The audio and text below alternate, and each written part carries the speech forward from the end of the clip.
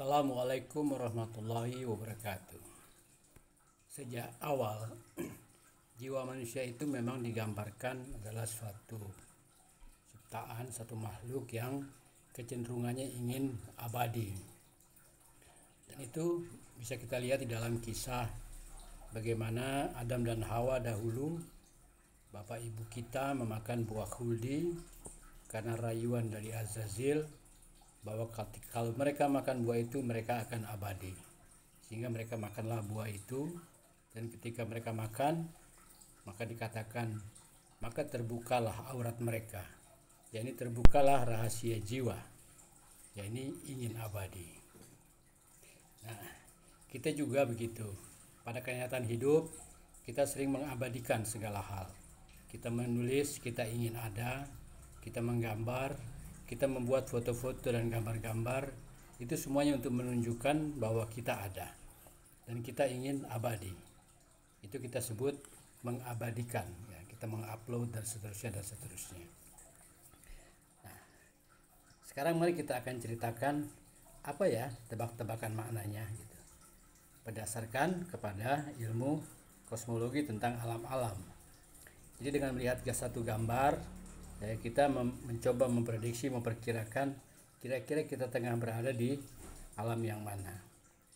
Nah, memotret, cekrek gitu ya, snapshot, membekukan peristiwa di dalam layar HP kita, di layar ponsel, suatu adegan gambar kita, ya kita dapatkan seperti kita menghentikan jalannya waktu. Nah, ada wajah yang membeku di dalam postcard atau ponsel kita.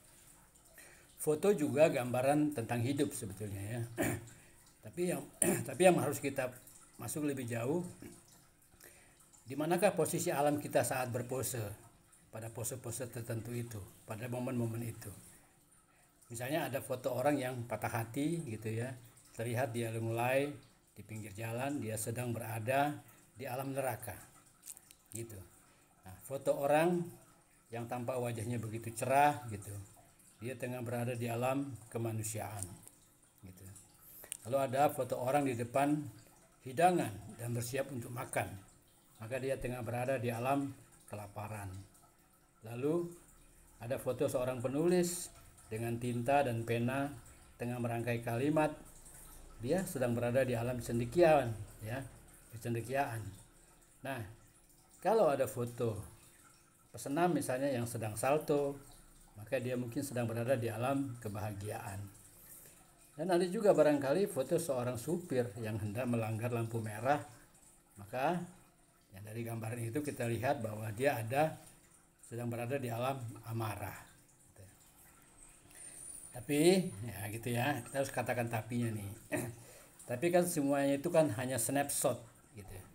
Jadi hanya penggalan dari sebuah peristiwa yang berjalan dalam sebuah video yang utuh lah, katakan gitu ya, cekrek gitu, berhenti di satu titik, di satu waktu.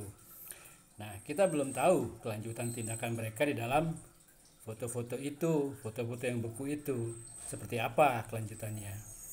Kita hanya bisa menduga sementara atau sampai batas tertentu. Apa yang terjadi selanjutnya gitu.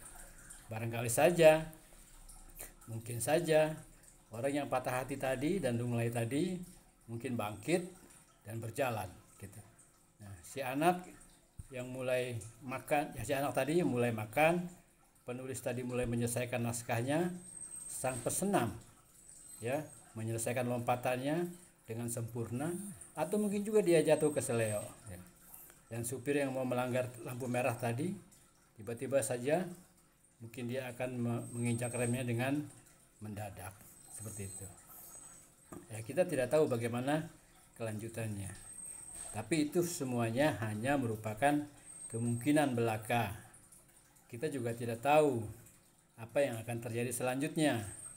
Misalnya penulis tadi mungkin ya berkesimpulan tulisannya salah dan ia mencoret sebagian huruf yang telah ditulisnya ya. Nah, dengan begitu tidak ada cara kita untuk mengetahui kecuali bahwa siapapun dari orang-orang itu tadi mungkin dalam sekejap berubah keadaannya dari keadaan saat itu, dan kita lihat keadaannya, dan kita lihat perubahannya pada keadaannya yang sekarang atau nanti, ya, baru bisa kita mengetahui keadaannya menjadi lebih baik atau lebih buruk. Ya, ini satu pelajaran kawan, ya. Pelajarannya begini, satu pesan, ya, bahwa oleh karena itu, pertama, kita tidak bisa menghakimi seseorang hanya melihat suatu saat tertentu. Ya, boleh jadi ia berubah dan sangat berbeda.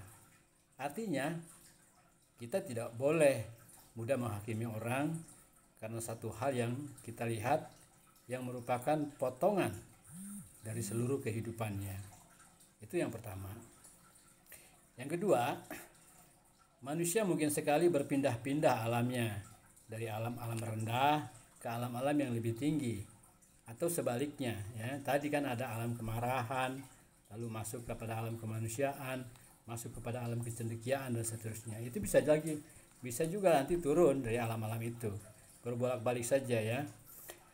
Kenapa? Karena sifat jiwa itu maupun iman kan kita sering mendengar memang sering sifatnya fluktuatif, naik turun gitu, ya. Bahkan hati itu katanya dibolak-balik. Nah, itu yang kedua. Yang ketiga, ada baiknya kita mengapresiasi orang dalam kenyataan keadaan yang sekarang. Soal kemarin kan sudah lewat, dan esok kita tidak akan pernah tahu. Jadi kita jangan terganggu dengan hama masa lalu dan wabah masa depan. Hidupnya dalam kekinian, ya. Kalau sekarang keadaannya baik, ya sudah, baiklah dia, gitu. Mengapa kita harus berprasangka, gitu? Kita hanya perlu benahi pikiran kita untuk berusaha melihat segalanya apa adanya, agar kita dapat menjaga dan memeliharanya dari kotoran-kotoran fitnah serta hasutan-hasutan yang datang dari luar. Seperti itu, dengan cara itu, maka barangkali kehidupan kita akan bisa menjadi lebih damai. Orang yang hatinya baik akan melihat kebaikan di mana-mana, tapi akan melihat keadilan di mana-mana. Tapi orang yang hatinya sakit, buruk, maka dia juga akan melihat ketidakadilan di mana-mana dan keburukan di mana-mana. Kawan, baik-baiklah kita menjalin persahabatan. Praduga baik itu lebih baik daripada praduga tak bersalah. Itu yang diajarkan oleh agama kita. Assalamualaikum warahmatullahi wabarakatuh.